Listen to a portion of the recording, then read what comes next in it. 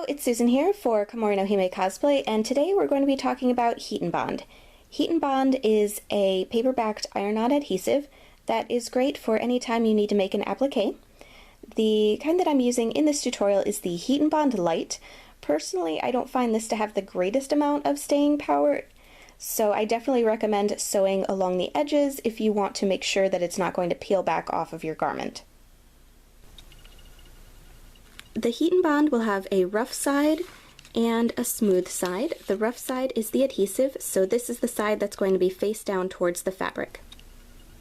Placing the rough side towards the fabric, we're going to iron it onto a piece of fabric that's a little bit wider than the size of the Heat and Bond we're using, and just going to iron it into place. Next, copy the design you want to create your applique for onto the back of the Heat and Bond. Cut out your designs, then we're going to peel off the paper backing and it's going to leave the adhesive residue behind. It's not super sticky, but it will be once we heat it again with the iron.